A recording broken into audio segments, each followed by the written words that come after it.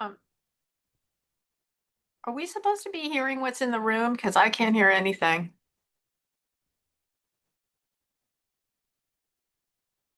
Likewise. Okay.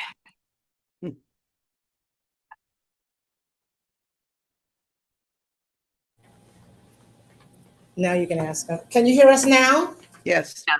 Okay, I did it. Okay, amazing. Without Thank you. IT, I did it. Yay, Dawn. Thank you. All right, we were just doing roll call. Community Board 7. Here. Thank you. Community Board 8. Here. Community Board 9. Present. Community Board 10. Community Board 11. And Community Board 12. Present. Thank you. Please note for the record that Community Boards 7, 8, and 12 are participating remotely. First, I would like to take a motion for the adoption of the Borough Board meeting agenda. We can't, that's right, We can't do minutes agenda. We can, public hearing, yes. So you can adopt the minutes. You can open the public hearing if there's anyone waiting. Yep. To testify about the topic of the future revision session. You can do that. Yep, okay, thank you, that's right. Running along to my agenda, I forgot that I do not have quorum. So there is the next item on the agenda is the public hearing and vote on a resolution regarding the mayoral charter revision. I know that there is a resolution that Community Board 4 has prepared in draft form. I don't know if we have not received it in the Borough President's office, but if I would like to open it up for Community Board chairs as well as members of the public to make comments. Jessica, did you want to? I'm happy to provide testimony and apologies. Unfortunately, the technical knowledge caused some delay. Oh, I'm so sorry. Thank you, but I do have copies, which I would need to circulate. It's really hard to hear you guys. Can you hear me if I speak up? Yeah. Okay, I'll Thank do you. that. I mean, it's okay. We can check to see if there's anybody online. Of course. They came to the hearing first. Yeah. There might be some people who want to testify on a topic, and then we can discuss. Of course. Yeah. Do you want me to go online first? Sure. Are there members of the public that are waiting to testify? Can't see that far. Nothing yet. That's Curtis. It looks like our staff. I don't know that person.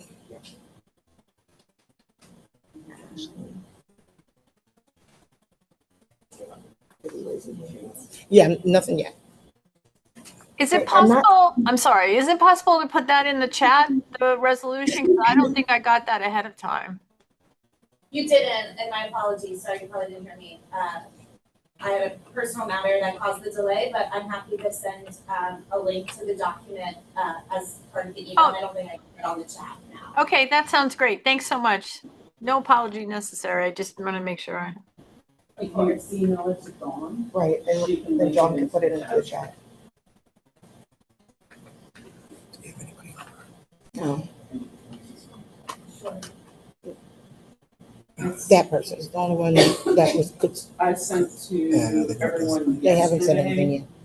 I think Yes. our resolution on Just the wait. charter commission that passed on Tuesday night. Full board, so you should have on file. Mm-hmm. It was received. We do have it. Is that a question from the public? No. I just put my check back. Oh, I to see. back. I see. I Yeah. just saw somebody commit new. Okay, it appears that there is no one from the public that would like to chime in on the matter. So I would like to open it to, well, Jessica, are you still sending? I just sent it to Dawn. So Okay. if you can add that to, or I can send it to everyone, whichever you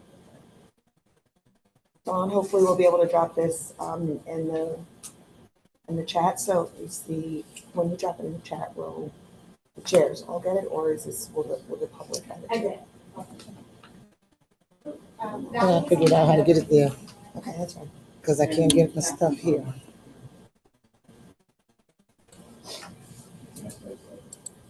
Okay, just a moment while we try to get this out to all the chairs. In the meanwhile, Jessica, if you can open up the discussion, and then Tammy, I'd love if you would follow. Sure, and I just sent it also on a separate email to Valerie, Beverly, and Catherine, so you should receive it in your inbox as an attachment as well. So we prepared our testimony, and that's what's in front of you now. I'm not gonna read the whole thing, I'm rather just gonna hit some highlights, which we recognize that there is value in assessing the charter and seeking opportunities for alignment and more efficient ways to conduct our business.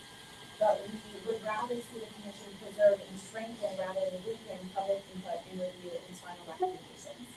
Specifically, the concerns that revising of New York City Charter is now being used too often and as a runaround to the standard process of political negotiation and compromise with the city council or other elected officials and where voters of agreement on particular issues. We ask the city or appreciate their willingness to explore planning more holistically and encourage the commission to support comprehensive planning to promote fair share of housing development across community districts. If you skip down closer to the bottom of the page, you'll see we are supportive of an enforceable fair share framework for housing that would encourage all communities to share in the work of ending our housing crisis. We understand the need to create more types of housing, and we wish to see that done efficiently and more cheaply, but we discourage, and I think this is really the main thrust of what we would like to see this group rally around, which is the sacrificing of public input. I think it's something we've discussed at previous meetings in various forums, including the City of Yes, and that is our primary concern. You'll see we encourage the Charter Commission to define terms. For example, there's the referral to small projects, the changes that can be made for small projects. But as we know, what is small in Hell's Kitchen might be very different than what is small in New Bridge. So we encourage the defining of terms like small projects and to streamline in this context so that voters better understand what is really under consideration. We are not supportive of the creation of a zoning administrator insofar as they limit existing community board review. We have major concern with major acquisitions and dispositions of land without public review, namely that the lack of a formal and transparent review process that could lead to corruption in the broadest sense. We believe that relief from ULURP should be small and confined to a project's accessory uses. Connected to that, we are concerned about changes to ULURP. ULURP is an established process that has been in the charter for 50 years. The charter's own reports acknowledge its importance in providing predictability and transparency to land use actions, and the board is concerned that changes may harm those features. Namely, any change to the 60-day public input window would be very challenging for boards and volunteers to meet. Aligning board and borough president review times could be effective if they promote borough president integration with community board review process, but many members express a preference that community boards speak first on land use actions in order to inform the borough president's opinion, which is consistent with how we work now. Many boards have concerns that removing the city council approval of ULURP action could lead to less accountability of local members to residents in the districts. We support the commission's proposal to exempt small changes from ULURP for climate-related purposes. More on that there, but to move on, we are in favor of modernize or see value in modernizing the revocable consent process to facilitate a network of electric vehicle chargers. Getting rid of duplicative hearings would be useful in this case, though we remain opposed to use of existing pedestrian space on sidewalks for this purpose absent community input. MCB4 is concerned that changes to the city map may move power further away from the boroughs with deep understanding of their communities in favor of a centralized approach. And we are supportive of even year elections as a means of increasing voter turnout and promoting greater accountability of elected officials. We are not supportive of open primary elections. Finally, MCB4 is supportive of changes to the nonprofit contracting process that would incentivize the city to pay its vendors on time, including the charging of interest. The city's failure to provide timely payments jeopardizes our nonprofit service providers' ability to meet the needs of our community. And that summarizes our proposed, our testimony, and assuming essentially we'll do questions, but happy to discuss more at the appropriate time. Thank you. Thank you, Jessica. Tammy? So we were very similar without even having discussed it. It's kind of interesting. Our experience in Community Board One, and with our neighbors over by 3, I would say that the XL projects that are in 2 bridges were considered a minor mod. But if anybody is familiar with that project and the giant towers over by the seaport area, it was not minor in any stroke of the imagination. So we support allocating additional resources and time, especially technical resources for larger complex projects. But we also said that that includes any project that necessitates multiple variances or applications, because even a small, quote unquote, small by DCP standards may require multiple variances and applications and call for significant modifications, even though they're classified differently depending on how the environmental or design impacts are. We oppose the proposal to consolidate anything, the timeline, because anything that limits public engagement and transparency is not preferred, especially considering that community boards do not have the resources. So the longer amount of time is really valued and helps us work with the borough president's office, who has on occasion lent us some support. We support improved, earlier, and more accessible public notice for all land use actions, and request that all notices actually get sent to the relevant elected officials and community boards, not just posted and registered in a publication that the public does not necessarily see. We affirm the value of the current roles that we all have in this process and didn't find that substantive changes were needed to any of the timelines or roles for city council or CPC or the borough president or community boards. We also had concerns about the terminology and what was considered in many things. And fair share is undefined. There's no clear standard for criteria, metrics, or enforcement for what fair share is. We do support the reforms to the capital planning process and reforms to 197A, provided that any new obligations on community boards are accompanied with commensurate funding and staffing. We would love to see an elevate district level planning, because we believe that community boards are best understand what is going on in the neighborhood and able to advocate for changes from below. We highly support the digitization of the city map, but we urge that DCP collaborates directly with the borough president's cartography offices to preserve localized institutional knowledge and prevent data loss. We have seen lots of new maps that came out from a variety of different agencies, from state to city, and it's stunning to us that it's missing some of the basic level information that we already know exists. So we think that that's going to be critical. And for anybody who's visited Hector in the borough president's office, you know exactly what we're talking about. And that room is spectacular. The concept of a zoning administrator, we have concerns over and need explicit detailed information for what is considered minor, what exactly their role would be, and how they would interact with the community boards in terms of notice and opportunities that the board would have to comment and work with the zoning administrator. Public, needs to retain a formal avenue for input. And our concerns are that the zoning administrator is actually a replacement for that. The board supports changes that would link infrastructure expenditures and capital planning with areas that would be receiving additional density. That would be amazing, because we don't often, the infrastructure improvements are often left to negotiation with developers at the end, not considered part of the beginning process necessarily, unless we're talking about funding for schools and other things. So we really think this could be a great way to get additional improvements in the city as a partner in the beginning versus trying to beg for it at the end.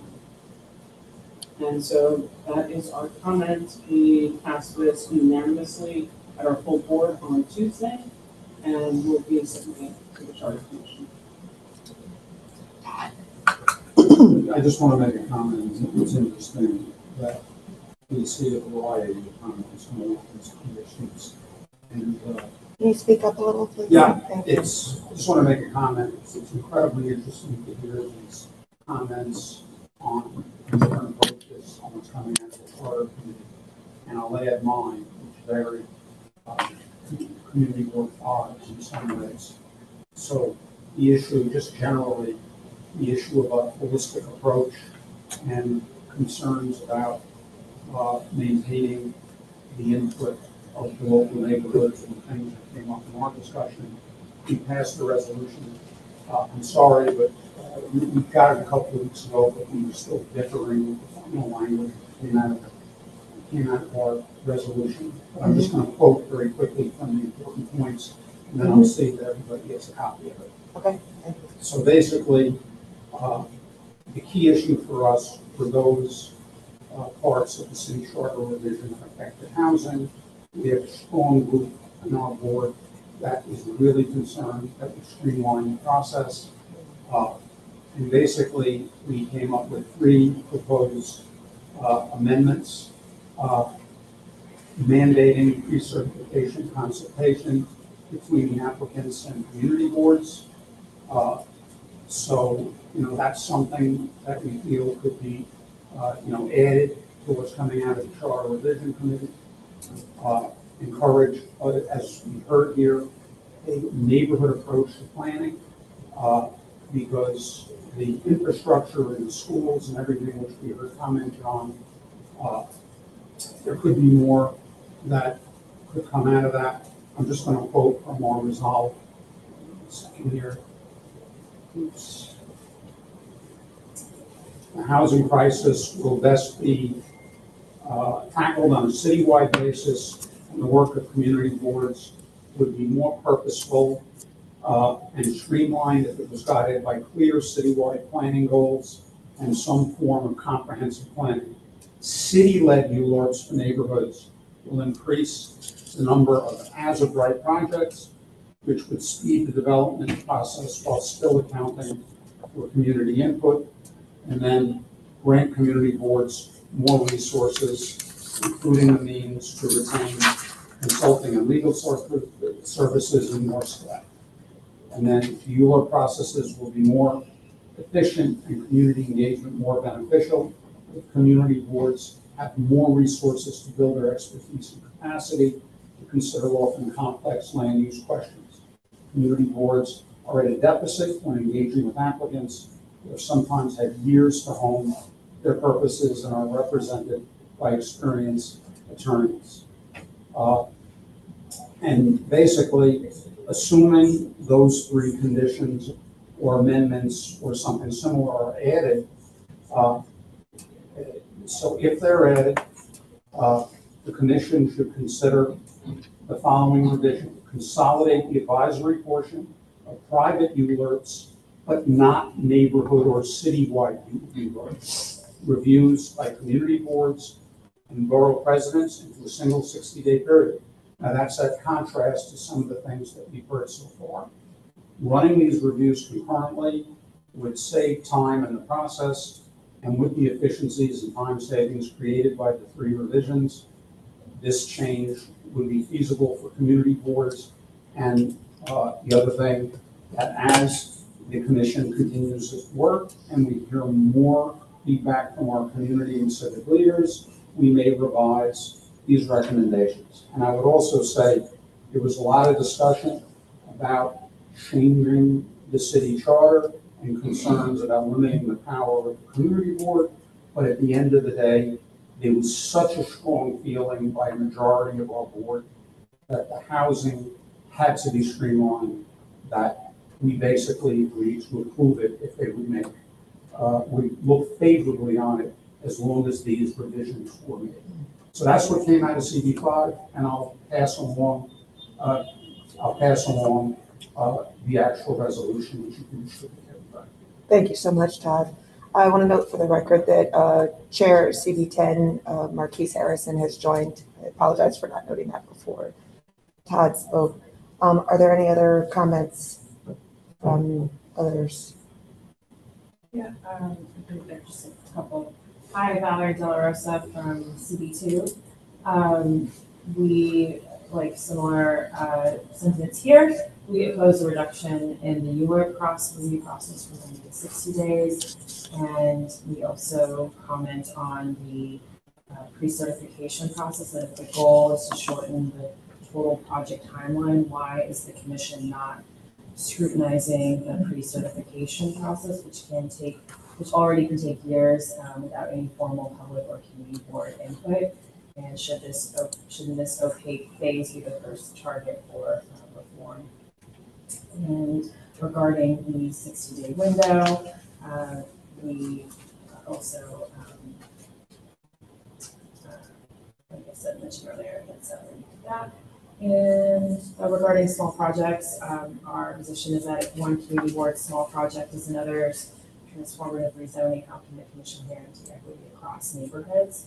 And we personally panel, we were against the 3-member panel overriding decisions of the Democratic Council, just 2 votes.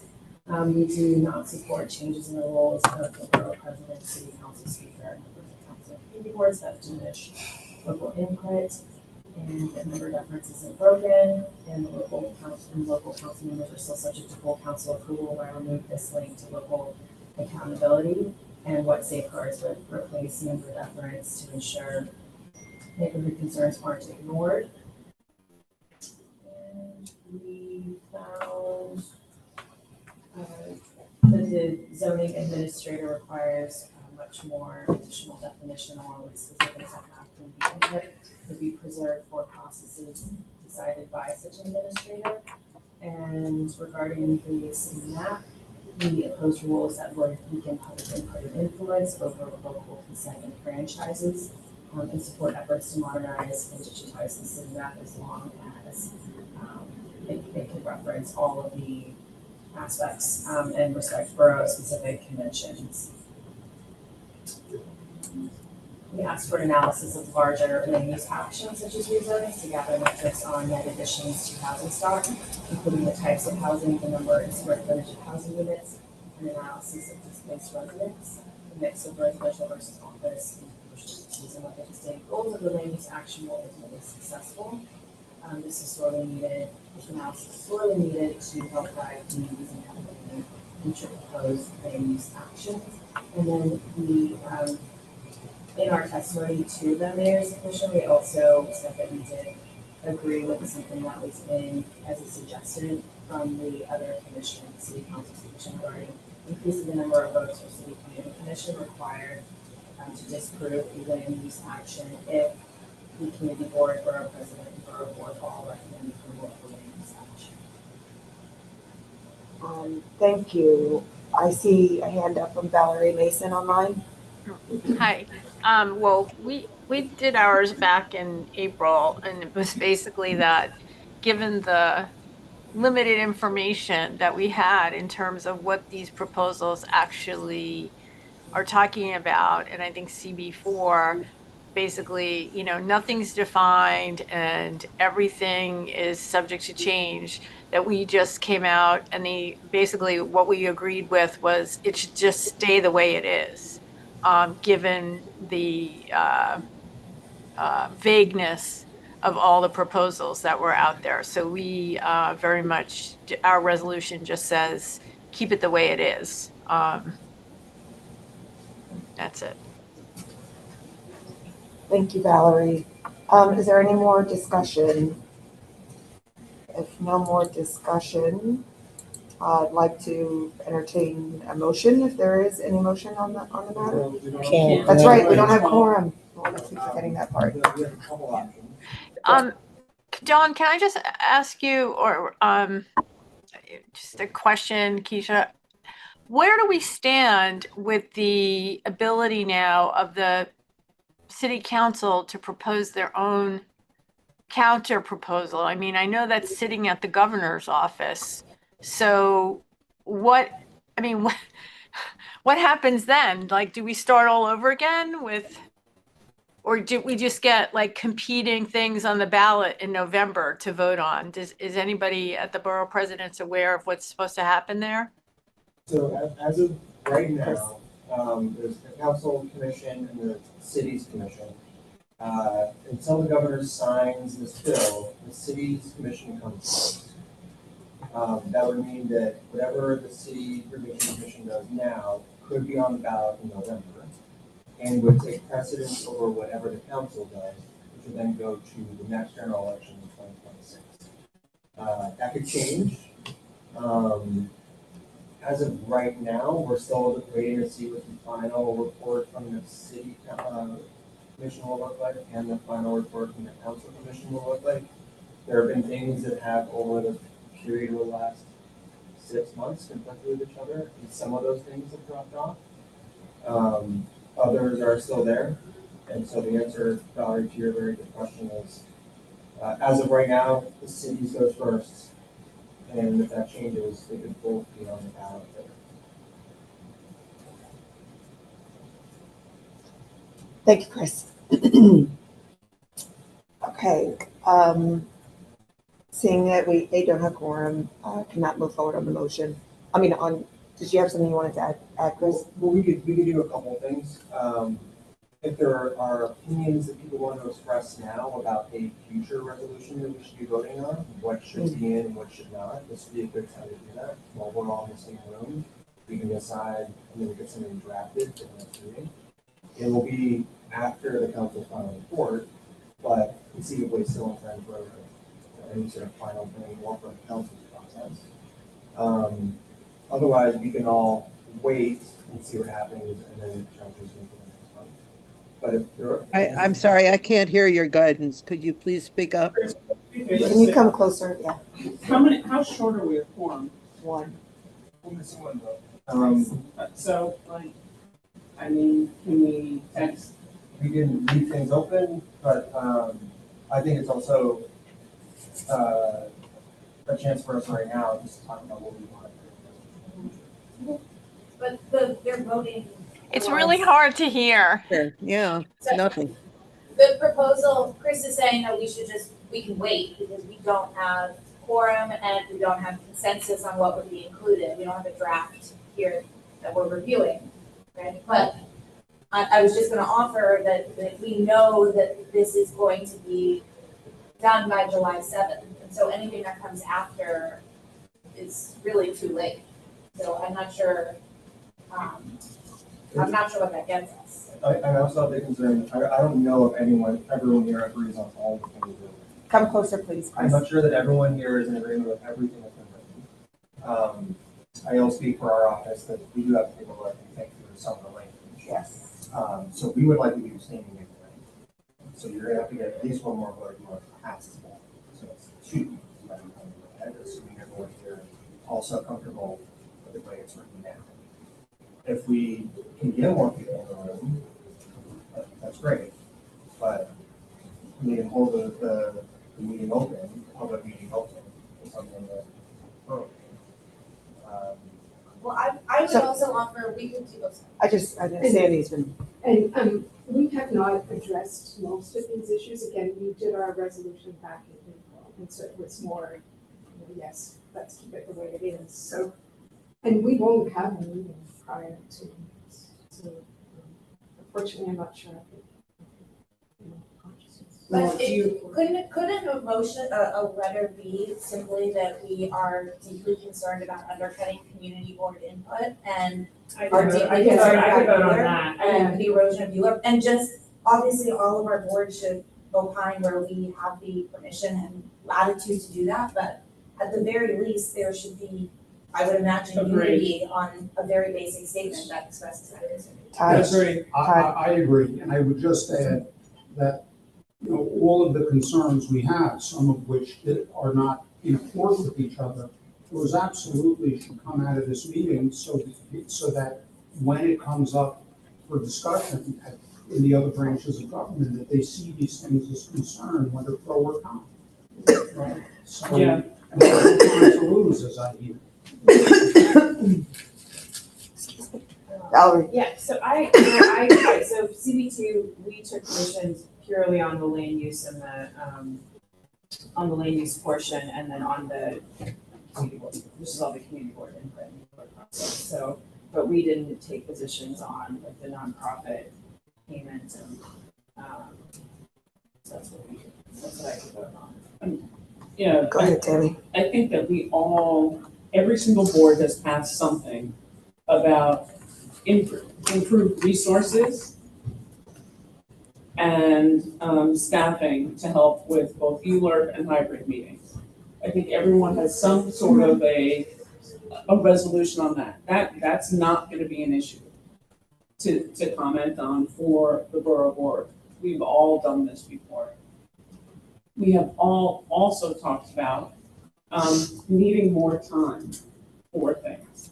So if you're looking at it in a way that what have we said over the course of time, we can, as a borough board, say we don't want to cut down and limit public engagement and timelines because everybody around the table has talked about that. We have had 2 boards within the last 60 days try and do local planning to only be told, no offense to DCP, by DCP, find yourself a developer. We're too busy to do that right now. Community Board 1's looking at doing our own thing. We have all, as boards, commented that we think that community-based planning and working from community board up versus the city down would be a better method. Whether we went with city of yes or we didn't, that was still a streamlined conversation and comment that there wasn't enough time to absorb information and get the local input. And that things in Brooklyn are very different in neighborhoods that have single family housing versus, for example, in CB1. Right, or many of the other, Midtown where there aren't individual houses and homes. So I think there are lots of points that we can put together as a borough board that have everybody has brought forward, both under this administration and the prior one, that can make us comment in some way that's meaningful and a bit holistic.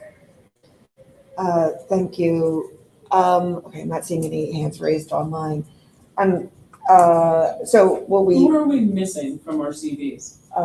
Andrea and Xavier. Okay, so I'm gonna step out and call Susan Stetzer and see if the vice chair of CD3 can come, because we just need one, right? For quorum. We So- need one for quorum. So I'll call CD3, I don't mind doing that. That's fine. And who else is missing? CD, Xavier Santiago, CB11. okay. I will be right back. I'm gonna step out and I'll make 2 phone calls. Thank you. Let's Got it. leave this Okay. portion of the meeting open, and I think we should move on to Borough President's report. the remainder of the meeting. So we can all talk about it. Yeah, so moving on to the Borough President's report, which I'll be delivering on behalf of the Borough President. So actually quite a few items to run through, starting with we prepared and submitted joint testimony to the New York City Council Committee on Governmental Operations, state and federal legislation for a hearing on community board resources.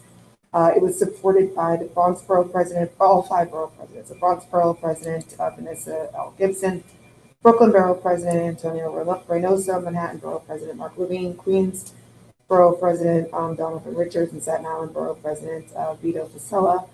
We shared that testimony with the agenda for this meeting. So please see that testimony document that was attached.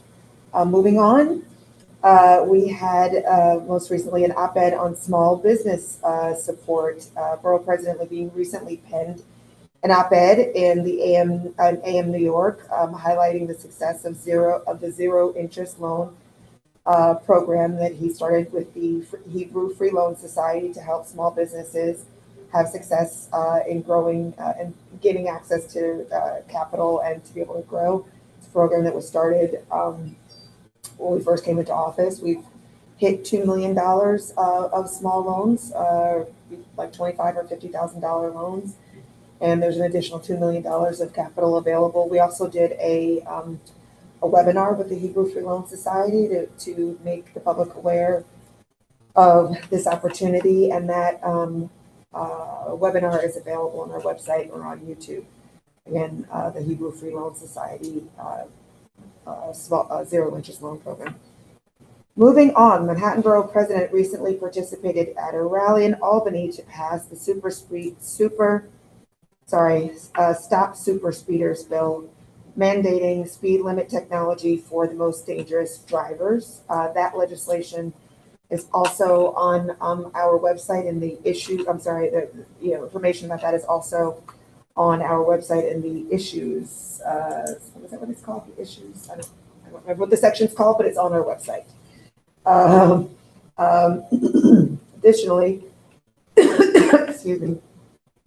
Manhattan Borough President Mark Levine recently attended a press conference to support legislation from Councilmember Chris Marte and Councilmember Keith Powers that introduces reforms to address longstanding issues of fraud, aggressive. Tammy's missing for this part, which is one of her favorites. Fraud, aggressive sales tactics, and consumer deception in the ticketing industry for tours, ferries, and other attractions.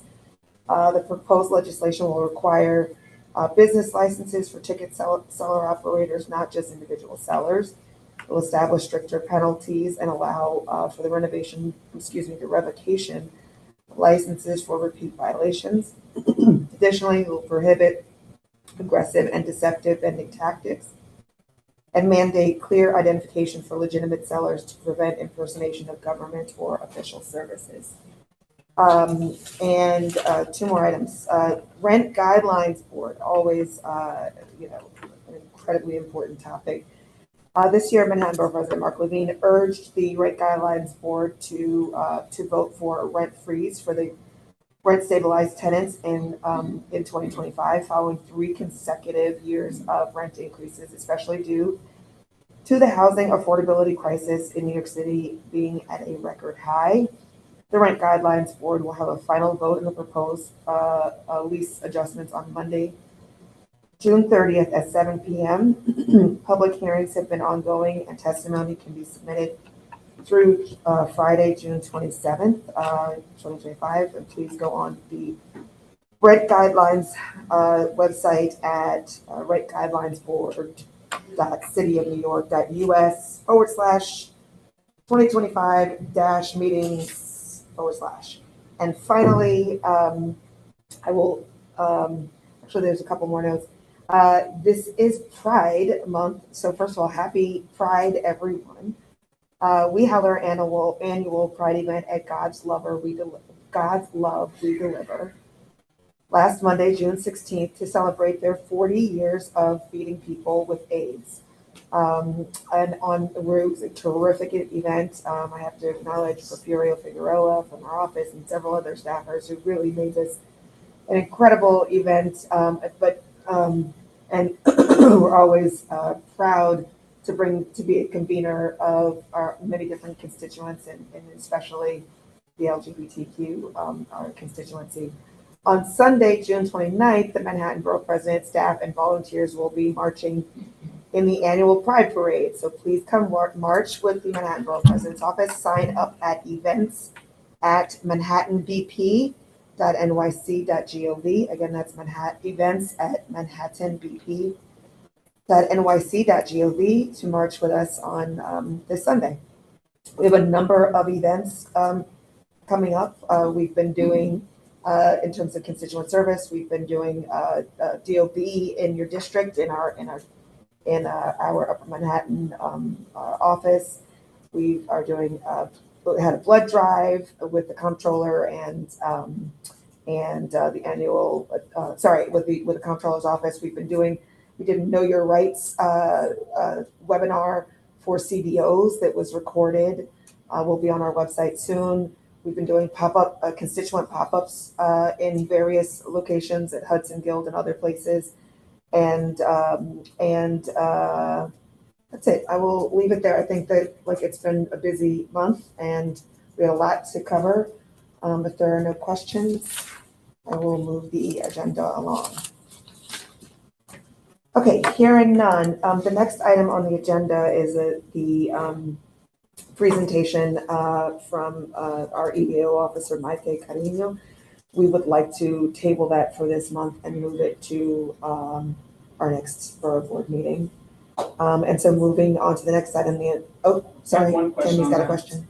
When that presentation is done, does that count as EEO training for community board chairs? No, it's going to be, for community board chairs, no. She's coming to present about EEO training as a whole, meaning, having each of your members of the staff do their training. Seriously? Can't they just do it? Can't we do? Yes. So, I'll be really quick here. The Brand Borough President's Office does not do EEO training. Yes. We are not trained to do it. We are not experts in EEO. DCAS is. Every year, community board staff is required. And Members And chairs are chairs. required to do the DCAS training. That's really what this is about. How the training works, where to get it, how to do it. But we don't actually give EEO training. We do the DCAS training. All of us. We have to. All of us do. She, We like, requested the help of this office because we, in our audits, are getting dinged. So are we. so are we, So for we your would staff. like your help in figuring out, and maybe this person can help share that, and so if we can, before she comes in next month, let her know that that's an issue for us, that we have no way of proving we've done the trainings, because we can't access the DCAS system as non-New York City employees, and so we'd like some guidance on how to do that. Got it. That's helpful. We Can will. I? Sorry, this Yes, is Catherine on Zoom. I couldn't raise my hand. Sorry. I wanted to say same thing, and it'd be great at least if somebody from MBPO can reach out, because I was able to finally access the trainings and I did them, and I could not get a certificate at all. And I submitted tickets, I sent email, like there was a specific person that my DM was like, hey, reach out to them. They helped the staff complete the training, and it was crickets. So it's really, and I think, this kind of echoes a little bit around like folks' testimony around city council, is that they are ramping up the expectations, and these systems do not like take the most basic thing into consideration, the fact that we're not city employees, we're volunteers. And so like not necessarily being able to have a point person to speak to. Even I know not everybody has a .cb.nyc email either on the board, I mean as chairs. And so that's even like something at the most basic that they should have made clear. So I'm just saying, like, I think like a lot of us, it was quite stressful, right? Because we want to make sure that our DMs are compliant and that our boards are compliant, and it's not because of on us not completing those things. But the turnaround time, the lack of information, and the lack of follow-up is really disappointing. So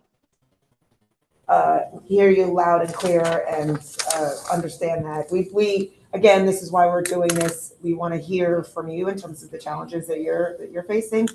But as Chris said, we do the training ourselves. All of us are required to do it from the VP Yes. down. We are not the trainers. We are not DCAS. We can't do it. I know that, but we can help advocate as well. Porfirio, did you have something you wanted to add? For clarity's sake, first of all, we do understand, and that's one of the reasons why we want Mike here to come in. What we discovered during our last training period was that DCAS changed how you actually access the certificate, and it happens towards the end of the training, where you actually, when you complete it, there's a whole like 2 or 3 steps, and they won't actually give you a certificate unless you do the 2 or 3 steps. It's sort of an authentication process. So, and it's the reason why she's going to come in to explain that and break it down. Got it. Can First of all, I just ask a question? Does anybody know what the penalty is for not following this? I mean, what are they going to do? I'm being very serious. I mean, they send a letter to me that's addressed to the wrong name. They don't even have my address, and I got it by accident and there's nobody to contact. I mean, I'm echoing what Catherine said. I mean, it's like, it's utterly ridiculous. So one second. First, I want to acknowledge that we have the council member Chris Marte has joined. Welcome, council member. He's online. We're in the midst of discussing an agenda item that is being tabled for the next meeting, and that is having our EEO officer, Maite Carino, come and speak to the chairs about EEO training, but we're discussing kind of EEO in general. I'll say I find it interesting that you are saying that we're hearing from the chairs that you guys are being dinged, because we are being dinged for not your staff not doing it. So if you're being dinged, and that should be separate dinging than our dinging, if you will. We're all being things. Right, but if you're being dinged separately, why are we being dinged? Why is your, does it make sense that we would be penalized? They would seem to understand that you are a separate entity, and so why would they be counting your numbers against under ours? It's very curious. And to answer your question, Valerie. Actually, I can't say that I have an answer to your question, other than the fact that we are it impacted us obviously this year. There were articles in the news saying that we didn't do that what we were to have done, because it was including the community boards participation. So that's perhaps the impact. We have a comment from Beverly or question. Yes, just I'd like to underscore what Valerie said. We had no way of figuring out how to actually access for the chair the training, and we have therefore responded in our formal response that that essentially we would find other EEO trainings and self-certify that we had taken them. I think unless and until there is some improvement in the ability of chairs to access and get certification through this system, that is the best we can do. And it's not for lack of interest or commitment. It's a lack of technology. So I just wanted to make that clear that we're willing, but we're not able.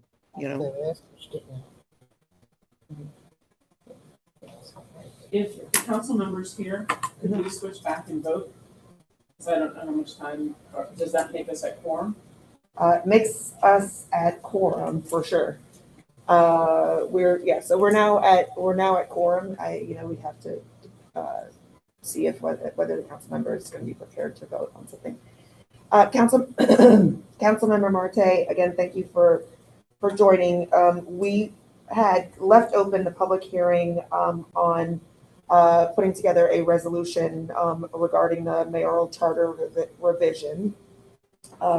With you here now, we actually have met quorum.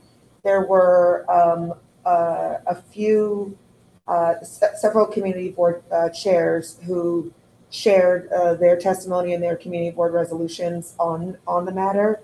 And there seems to be some,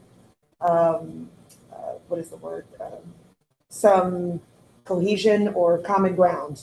I'm blanking on words right now, but there seems to be some common ground on a couple of points that maybe it might be possible to put together a motion to be able to consensus. Thank you. That is the word. I knew the word started with C. So there seems to be some consensus on a couple of points.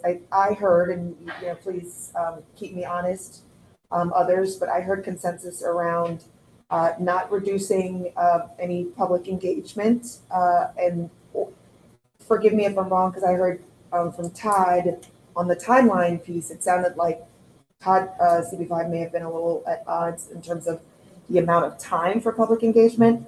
But I just wanted to, Yes, that's exactly right. So our board was willing to merge together the BP review time with the community review time. I think that was a variance for some. Right. So perhaps where there is total agreement is on not reducing public engagement. And please, others chime in if there's language that you want to, put forth in a motion. I think that's a key point, was public engagement, not reducing that. Okay. Is there other language that anyone would like to put forth to put together a resolution? More resources. More resources, that's right. More resources and staffing. Yeah. Is there anything else that there is, any other point where there's agreement? Holistic approach.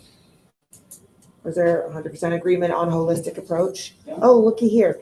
I'd like to also acknowledge that Xavier Santiago has joined the meeting from CB11.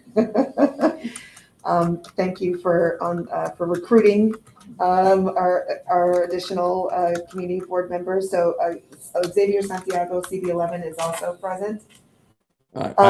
My apologies. I've been a bit unwell. So, yeah, RSV is still out. Xavier, if you look at me, you'll see I totally empathize. Don't feel great myself. So thank you so much for making it. I apologize. I just would sound like Gollum the entire meeting. So Understood. Okay, so Clarification, I think, was something that we all agreed on for what is considered small and what is fair share and what the role of a zoning administrator would be. If there's no detailed information or clarity around what actions and what public notice requirements would be changed. is everyone in agreement on that? Detailed information. What does the zoning administrator do? How does it affect define the term? What is fair share definition terms and what is small versus large definition? I think we all came around agreement that digitizing city maps is a good thing. We actually didn't address that. We didn't. Okay. I'm really comfortable, honestly. I mean, I will use this opportunity to express that I'm disappointed that the Borough President's Office didn't think to engage us earlier on this topic. That to the side. I think a very basic comment that affirms the role of community boards in the basic planning process as it has been is completely appropriate. And we can just rely on the 3 points that Keisha, you just mentioned. I think simple is okay, given that we have not had time to fully deliberate on this. There was no agreement, but the pre-certification consultation, I don't think there was agreement. I don't think there was just more. No, we went both ways. But I think that you were right. There is a general agreement and we can put it about engagement and keeping our charter mandated role.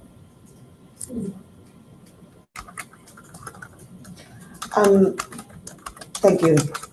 Does anyone, I just want to make sure that we have the actual resolution language nailed down. So does someone want to put the 3 points into a motion? I think we had 4 points on there or 5. Did you write them all down? Public engagement, improved resources and staffing, and definition of terms with your sub-term, I'm sorry, in that definition of terms, it was around what is small, what's fair share, and what is the role of the zoning administrator. That's what I had. I can make a motion for the Borough Board to support and affirm the ULERP process, the affirming of public engagement and community board engagement in ULERP, in zoning changes and planning processes, and improved resources for community boards to do this work, and that the definition of terms as reflected in the recommendations of the city charter must be made clear before brought to any further discussion or vote. And just one other thing we talked about was community-based planning. I don't know if that's. I think we can incorporate that in the public engagement component and the affirming of board roles. So, is there a second? Second. Thank you. I'd like to call for a vote, starting with Councilmember Marte. I'll start at the table. CB1, Yes. CB2, Yes. CB3 is not present, CB4, Yes. CB5, Yes. CB6, Yes. CB7, Yes. CB8, Yes. CB9, Yes. CB10, Yes. CB11.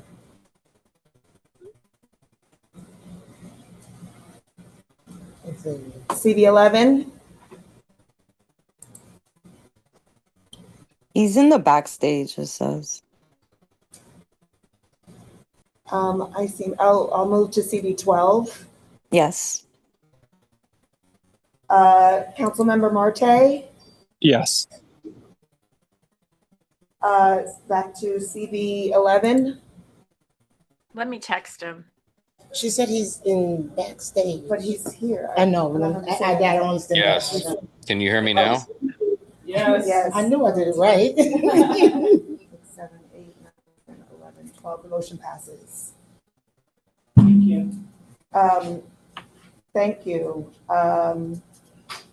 Okay, we've done the Borough President's report.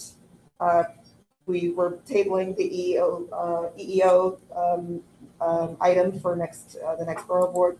Moving on to, actually, before we move on to chair reports, Councilmember Marte, is there anything you'd like to share with the board? A report? Oh, he's in. I think he disappeared, yeah. I think we lost Councilmember Marte. Look, we still have 12, but yes. Yes, we have to, well, no, we do not. He just dropped. Okay, but he voted for that, so we're good. Yes, but we also would have been, We need somebody from CB3 so we can do the agenda in minutes. I was just gonna, wait, I'm sorry. No, we had still, we had 13, so now we have 12, so we can do agenda and minutes. Okay, all right. Because we still have Xavier, we still have 12. Catherine, we have 12, okay. Perfect. So, He's in the hearing, so I mean. Councilmember Marte, Yeah. got it, great. All right, so, oh, hi, Mikey. So for the chairs that joined a little bit later, now that you are here, thank you for joining. We would love to, have you participate so that we can approve the adoption of the agenda and the minutes. So may I have a motion to adopt the agenda for today's meeting, June 26th Borough Board agenda. Thank you. May I have a second? Do we need to make it adjustment in the Yeah, I think so. Yeah, thank you for that. We will to adopt the minutes with the one adjustment, which is that we are tabling the EEO report from EEO Officer Mike Carino until the next board meeting. So, thank you. So moved. Second. Seconded. All those in favor? Aye. Aye. Aye. Thank you. Okay, moving on also to the adoption of the minutes from the May 15th, 2025 Borough Board meeting. May I have a motion? Motion. Thank you. All those in favor? Aye. Yes. Aye. Thank you. Okay, we are moving on to chair reports. Okay, great. We are in June. So, starting with CB6. I'll keep it brief, but we met with CB11 on the Esplanade and realized that the east side of Manhattan, if we work together, we'll get a lot more done. So we're going to try to connect up with all of the community boards on the east side to take a look at the Esplanade and what we can do to bring it back to being a functioning Esplanade. So that's something we're gonna continue to look at. It was originally it was part of the FDR revisioning, but because the FDR is such a big part of it, we decided it's important to me. We worked with 4 and 5 to pass the busway.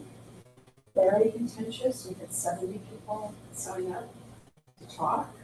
Actually, for 2 issues, but I gather they passed through fairly smoothly at the other points. At least as far as had it difficult. But definitely because we work together, it was much fun. And I'll leave it. Thank you very much, Sandy. Moving on, CB7. Beverly. Hello. We had our second full board of June last night to sweep up any June resolutions.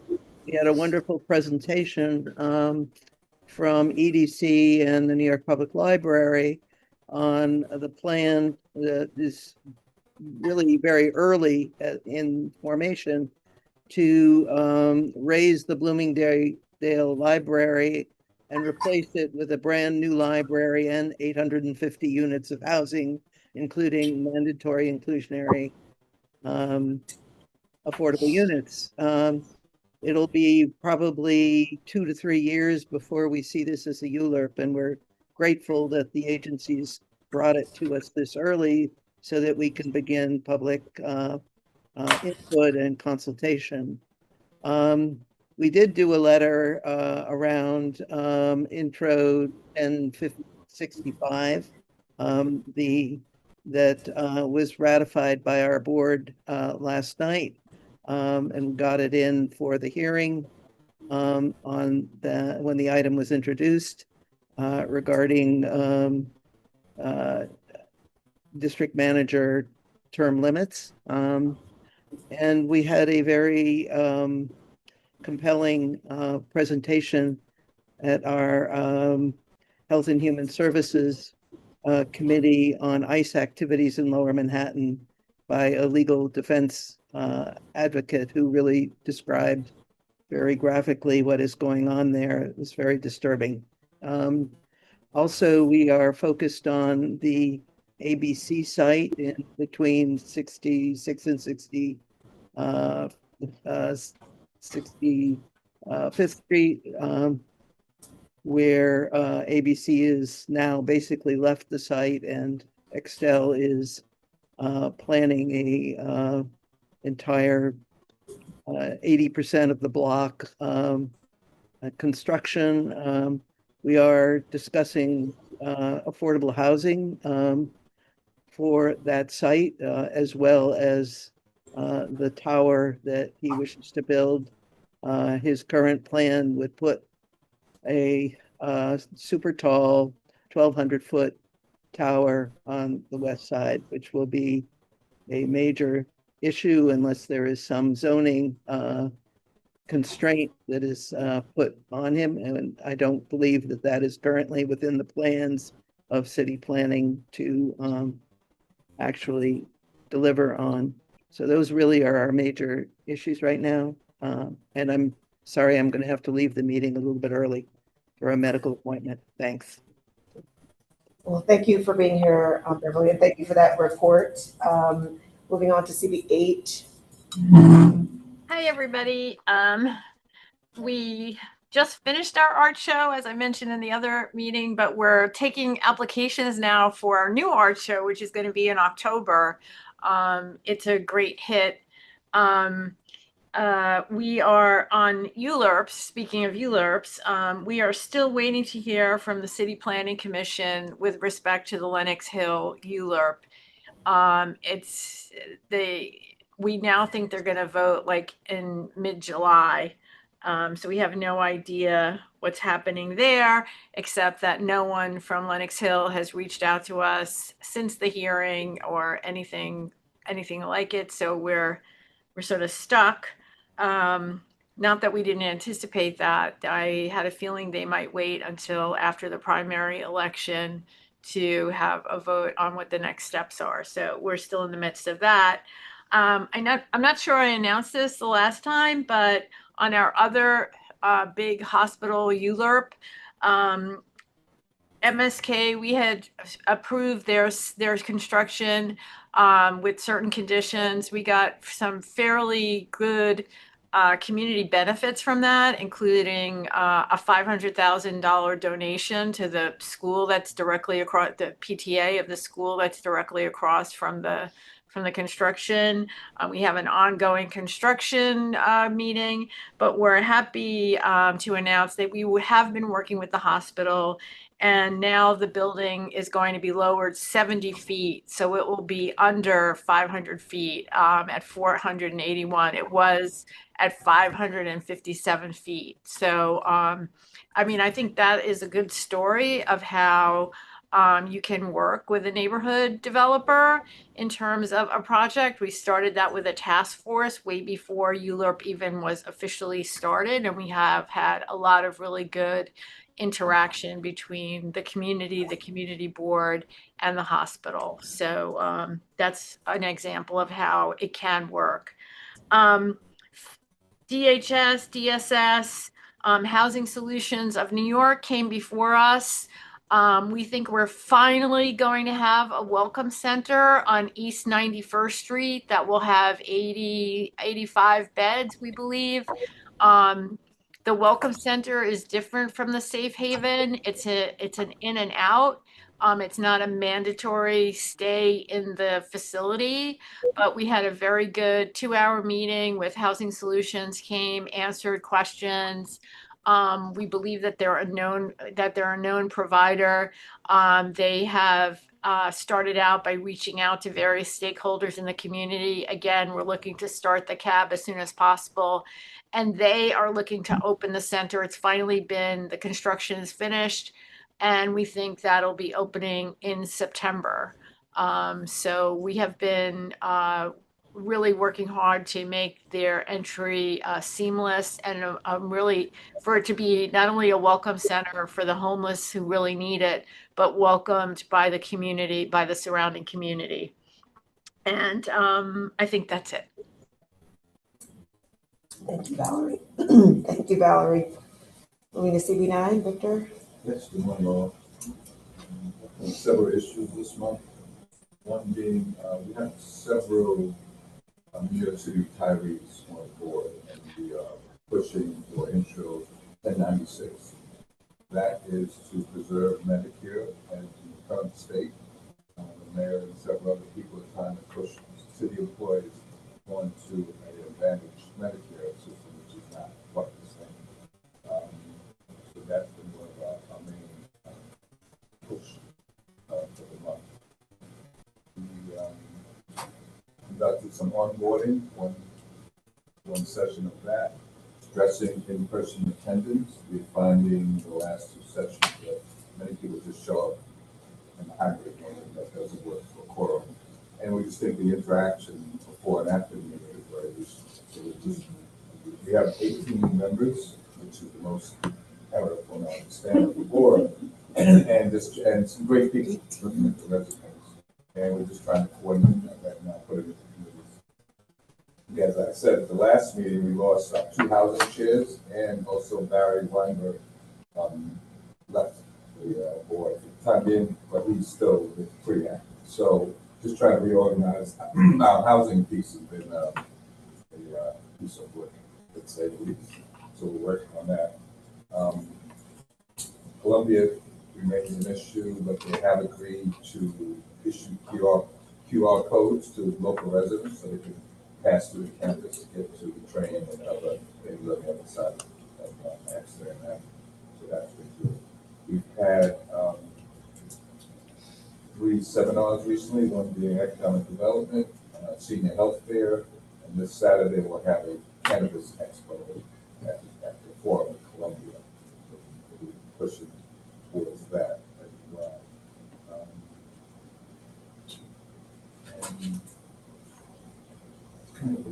So the biggest thing is just getting our new members on board and getting them engaged. I said some great resumes, but that's paper. We need people in person. Understood. Thank you. Moving on to CB10. Good morning. How's everyone? Sorry I couldn't be there today in person. Um, so CB10, a few things. We're a little shy of 18, but we have 14 new board members that we're trying to integrate into the board.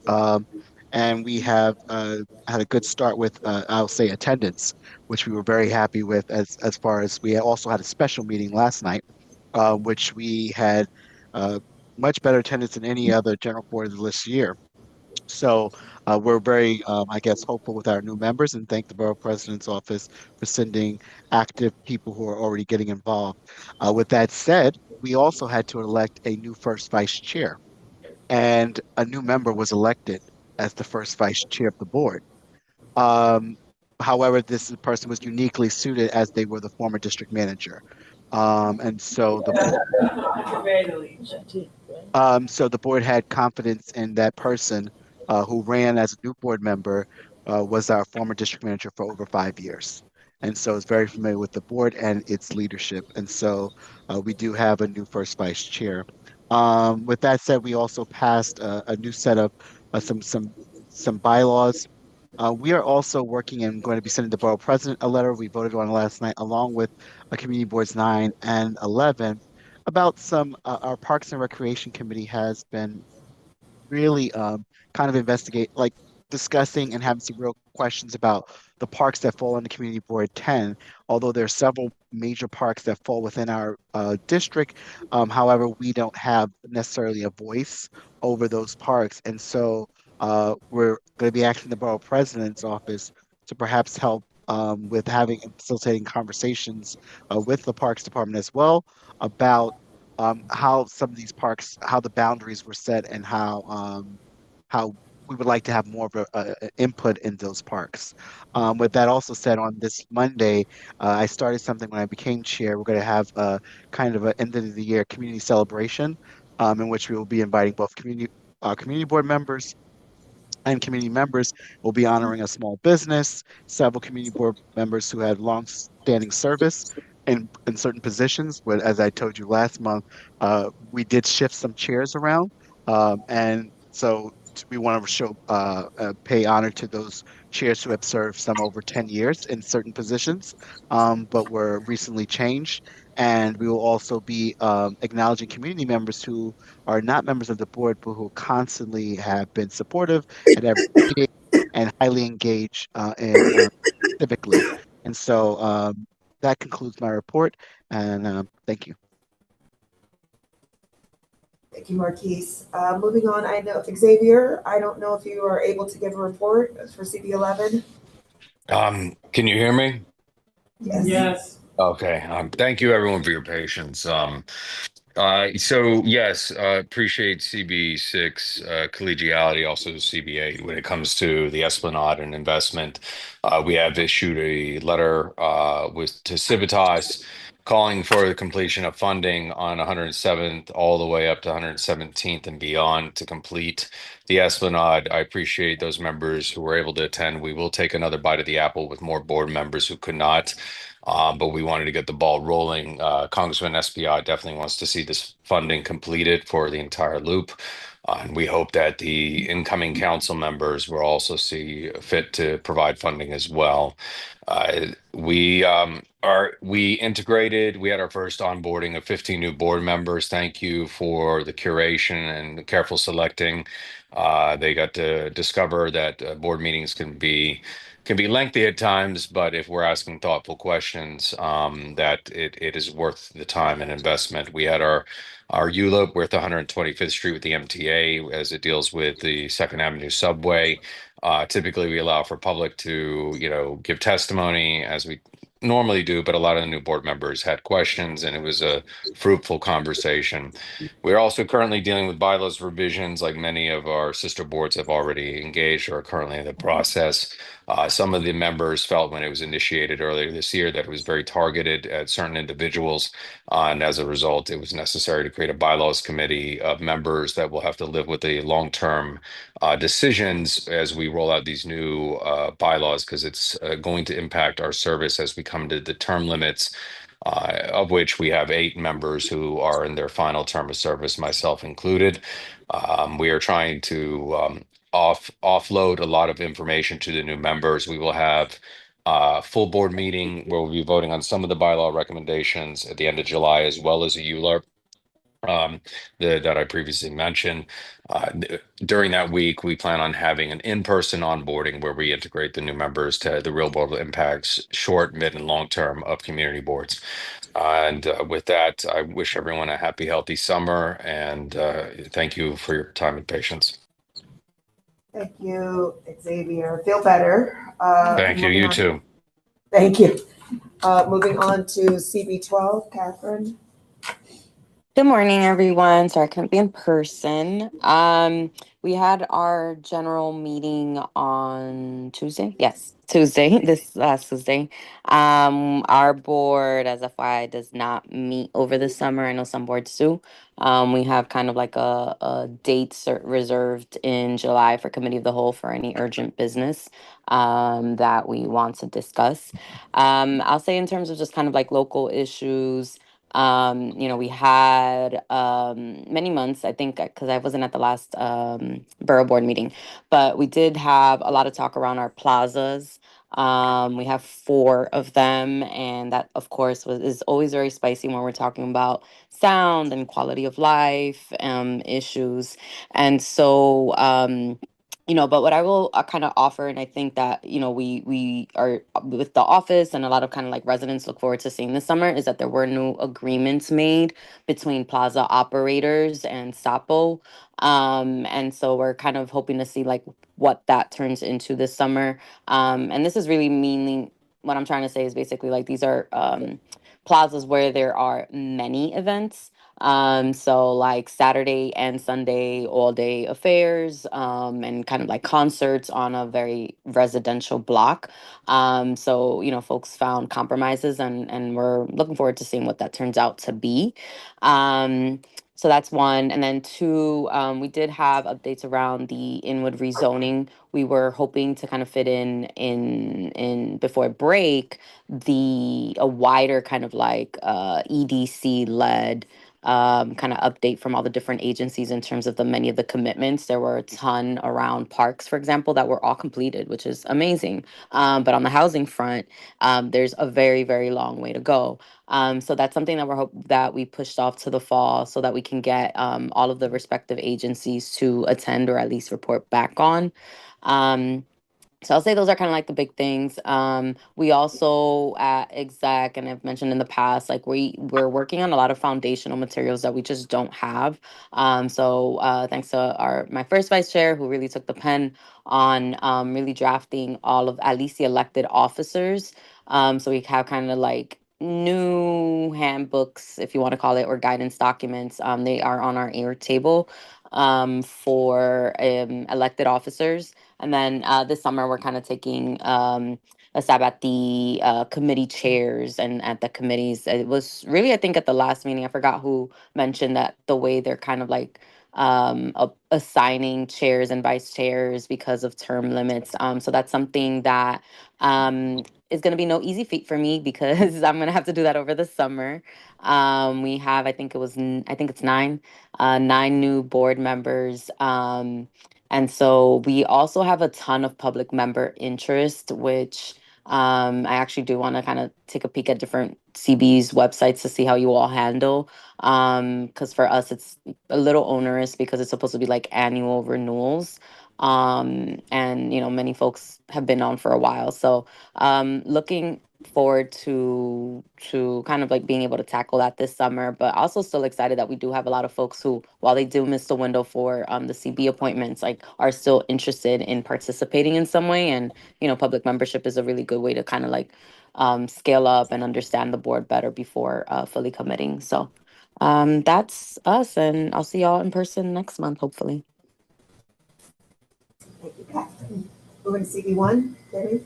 Awesome, thanks so much. This is one of the few times, we actually had our full board meeting on Tuesday. So for us, I'm thrilled that Borough Board is now after my full board because it's a much better thing for us. We had an amazing presentation, which I'd be happy to share from Leah Barazzini. She is from the Fund for the City of New York, our Urban Fellow. who did a presentation on climate resilient public realm in rapidly growing lower Manhattan, which actually reaches up to CB2 and 3 in terms of population growth and green space. So I'm happy to share it out. You can imagine what the dwindling resources are, increased population, decreased green space, and different topics that go with that. But it was really fabulous. So I'm happy to share that if anyone would like it. We did opine on the proposed rule changes from the Department of Health and Mental Hygiene about allowing dogs into sidewalk seating and roadbed. And one of the reasons that we did a resolution on this very specifically has to do with, it relates to the city agencies not really coordinating and talking with each other. So one of our things is they are putting in, it's a little bit vague on their 36 inches around the table that allows a dog to be at it, but whether or not, and the aisleways are going to be required by the Department of Health and Mental Hygiene. However, the DOT has no requirements for that kind of reporting in their outdoor dining. They don't even require or detail the aisles. They say you have to have aisles, but they don't coordinate back to any of the Department of Building resources that are available to explain to a restaurateur what a legal aisle is for restaurants. So we would like to see, even with this new rulemaking, something come back through. So when a applicant comes to us, we know, of course we can ask, will you be allowing dogs? Can you show us the diagram of how it works? But the restaurateur should be fully aware, and it should be part of across city agency information to make it easier for the business owner. It's just, the disconnect is really bad. So we did pass a resolution on that, which was good. We also did our city charter, which I have already shared with everyone. We did really contentious, we had a really good discussion about micro hub locations potentially and suggesting to DOT where that would go. So let's say that's a really positive functional way that, again, local community knowledge works better to then suggest up to DOT because we're here 24/7. So that I thought was really, really productive. And then we had, we saw new bathrooms for presentation by the Battery for the Public Design Commission, which will actually be amazing for all of us who are fighting for public restrooms, and also be able to give the employees a place that they can actually use the restroom and change their clothes. So that was all really, really good. We are having a bit of a struggle because Landmarks came to us and Pier 17 is looking to put a structure on the top. We support Pier 17 being far more able to have economic development and be successful. The issues start to become, there's one set of public restrooms over there. And the public restrooms are closed anytime there's a concert. They close them early for setup, they close them through the whole evening. So there are no public restrooms for the public around Pier 17 on any nights if there's a concert.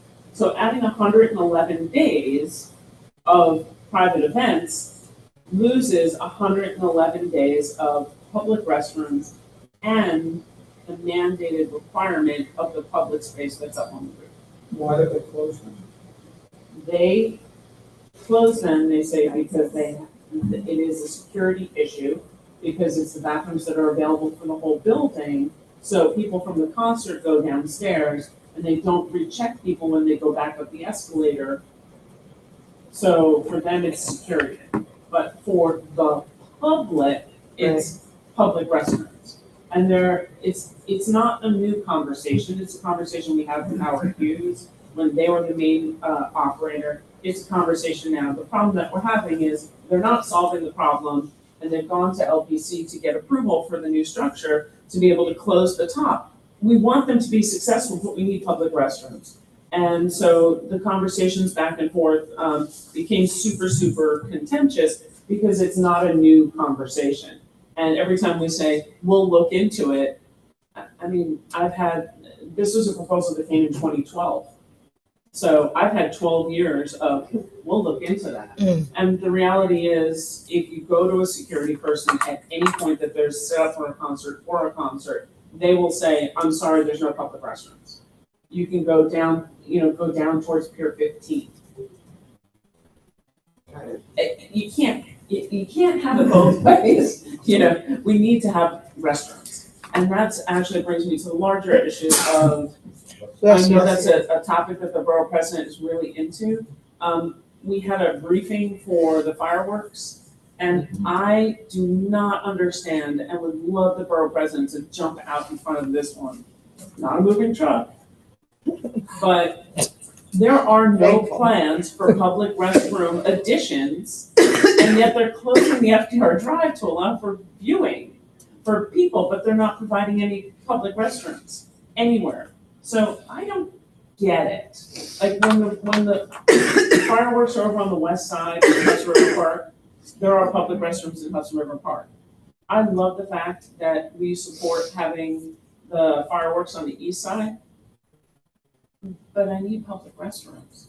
And even the public restrooms at Pier 17 will be closed because Macy's has the roof. So we cannot as a city say we run these fantastic public events and not provide the basic thing. And what it will mean is that the people who come down to Lower Manhattan and who go up on the FDR Drive to watch these fireworks are either in diapers like they have to be in Times Square, right? Or they're peeing on the street. And neither one is what we want as a city. Right. It's not safe, it's not healthy, it's not anything. So I implore the borough president's office to help us with public restrooms. It is one of his main goals. We would love to see that. And I look forward, if he moves on from this position to the controller's office, to finding a way to have public restrooms that are less than $1 million each that could be set up throughout the city. And with that, I have restrooms down the hall if anybody needs them. I close my chair report. Thank you. Moving on to Valerie. CB2. Good morning, everyone. Valerie Delarista, Chair of CB2. I want to thank Councilmember Marte in this forum. I don't know if he's still on, but I will just share the news for his steadfast support in finding a win-win solution on Elizabeth Street Garden, ensuring that green space is preserved and while ensuring more affordable housing comes online in CB2. Our advocacy on this issue spans across 7 CB2 board chairs. So I got that solved in my term. On Intro 1065, we did pass a resolution against that, which was the term limiting of district managers. And we did that right after the May Borough Board meeting. And we also passed a resolution on accessoride and the translation services of driver and those different users. And we had a big change on committee leadership change of guard. Shirley Sekunda, our traffic and transportation chair, is stepping down from that role. This has been effective as of last week.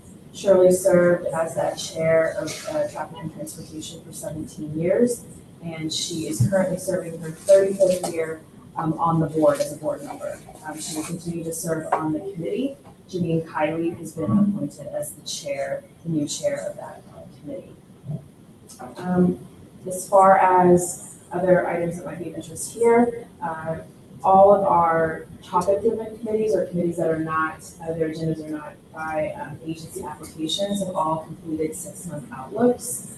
And looking ahead and trying to, while things always come up and get calendared, it's really made a difference in how some of our committees, such as Parks and Waterfront, for instance, a shout out to just a really great look and so making our executive committee meetings a little more productive and how are the committees pacing on that, what's been added, et cetera. So we'll see how this goes. As far as other things we can input on, I'm interested, and this can be off the line, I'm looking for input on how each of you handles as of right developments that have strong community opposition when the only city charter mandated board action is a landmarks application, let's say, or there's no city charter mandated board action. There's been a lot in the news regarding a development by a religious institution that's been in the works, that's coming online. There's no role for us other than the landmarks application. So I'm just curious of different tactics and talk more about that. And I think I will, two quick items, also looking, I think, the CD, another CD that brought up about SAFO and the SAFO process. We're finding that we're trying to mitigate unprecedented events that happen that severely impact our public realm. That's just something that we keep seeing happen more and more. And it's regarding also looking for input from this group on strengthening new member board, new board members. And I have one new board member that's already missed two full board meetings in a row. And so we don't have anything in our bylaws that is any sort of marker or measure for, but for me, it's a kind of like two full board meetings missed. I don't want them to get to a third. And so how do I mitigate that? So I'd love advice offline. That's all that. So to that point, please obviously stay in touch with us, to our office about attendance issues. We always want to be aware of attendance issues. But I know that the different boards have different, tracking mechanisms, and I'm sure that that your fellow chairs will talk to you about some of the approaches that they take to handling attendance issues. We send out attendance every month from the office. It's a spreadsheet is given, and it's sent to all board members prior to full board, and it says, please check your attendance. If you've missed too many meetings, full board meetings, you get a letter from the office or the chair warning people that they do. We try not to, we have it in our bylaws, but we try really hard not to bring it to the full board. We usually alert the borough president's office and let them try and outreach as well. But we had one board member who didn't show up for 4 months. And we were like, by month 4, we were like, we will need to put this to a vote to vote you off. We don't want that public thing on your record because it does last on your record. Right. And so we found out that they actually applied for the monies and got in. So they were leaving. Okay. But it was really nice to know. We do ask people who we hear have health issues. We offer if they need to fill out a qualified disability to get them through their health issues so they can participate online. But we also are the same people who, if you are working on an election thing on our full board night, that is not, you are absent. Like we try and apply the rules to everything. You can't multitask. You can't be like at the gym and tell me you have to be online. You have to, because we have so many people with 9/11 related disease on our community, both young and old, and we try really hard to either a qualified disability or it's an emergency, and anything in between, we're not online. Thanks, Tammy. I think we have maybe a comment from Xavier online. Okay. Yeah, I think with the attendance thing, we've since the pandemic and the virtual option have been doing what a lot of boards have, and we have some members who will use the form to participate and then either not be on camera or then show up to other public events, masked or otherwise, that are larger, and they're posting on Instagram or Facebook, and then it's something that it's been, as a leader on the board, having to rein that in and have those difficult conversations. Like, you can't be, it's one or the other, right? But in the same sense, it's HIPAA, you can't control. So we do have protocols that, listen, if this keeps happening, we have a problem. The other side, though, was with attendance. We ran into earlier this year and even some of last year, you hit 4, you're up for the removal process. It doesn't necessarily mean you're going to be removed. However, I've instructed the chairs that they really should, if you have someone who's missed 2 meetings in a row, just reach out. and just check in. One, it builds affinity with that member and a relationship. But we found certain chairs who are just like, oh, I've got so much on my plate. Why should I do that? They should be adults and responsible. And, we have found that since the pandemic, that attitude had pervaded for a bit. And then we finally said, listen, if you're going to be a chair of a committee, this is part of your responsibility. And it was, and we think there's somewhat of a disconnect with that. And we've worked really hard to identify, but I do think as a general, like check-ins and building those relationships is important when it comes to attendance. So just my 2 cents. Thank you. Thank you. If I could just add, Please. Okay, Todd, thank you. my direct. Yep, please. With 15 new members coming in, and as the one who was responsible for onboarding them, I tried to drill into the heads of all of my new people how important it was that they come on time and that it was a substantial commitment of time. No matter how many times you say it, it comes as a shock to a lot of these new people as to what the commitment of time is. And until they actually see that the hard work they put in is obviated when their committees can't make quorum, and that their colleagues, who they're putting their wheel to the shoulder with, their efforts are going down the tubes and you can't even vote, right? What I find is that a lot of them, oh, I didn't know that. Oh, yes, of course. So I think we have all these new people coming in. And I think that trying to educate them. I mean, of course, you have these situations where people are turning off, they're appearing virtually and at events. I mean, that's just, that's not regular. But what I would suggest is we have, for those boards that have a lot of new people, you got to drill it in. Thank you for that. Yeah, I did during orientation, I did have one board member, this is not the one I'm speaking about, one new board member who, when I had the slide up that said in-person attendance is the default, started flipping through, I guess printed out the open meetings law from the state and was questioning that logic, and our DM Mark Diller was like, oh, it's actually in section da-da-da, and this is what it means. So that was a shock. We had two separate orientations. So that seemed to be a shock that they couldn't just participate virtually.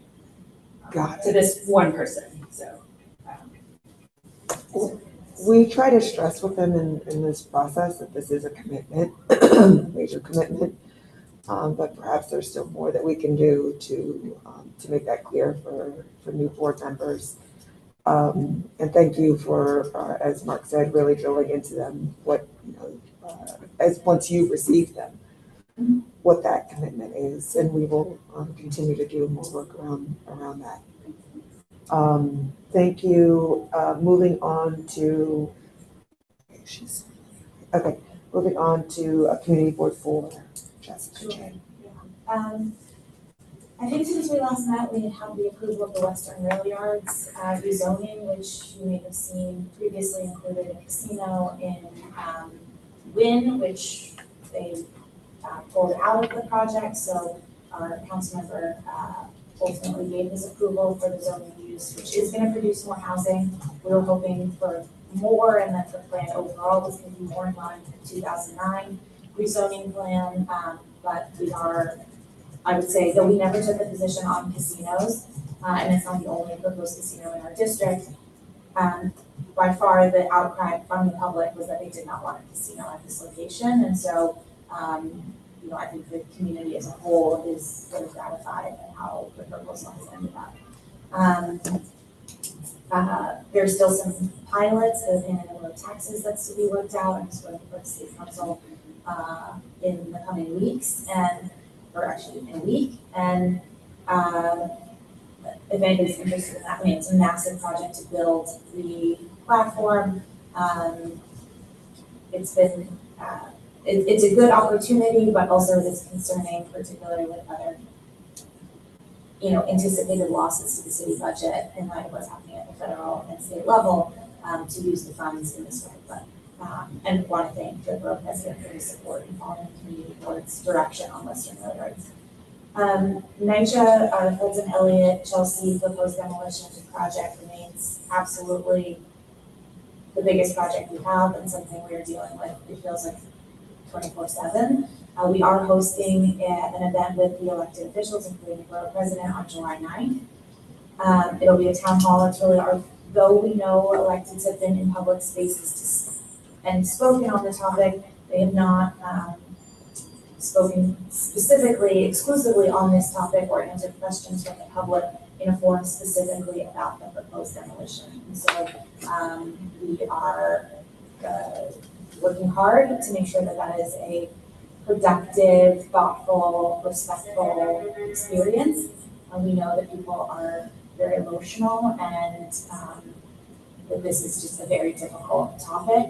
We do anticipate, speaking to the question about as of right projects, the building, the project has 2 proposed as of right demolitions that are likely to occur if they are approved by the federal government within this calendar year, which would mean the first in a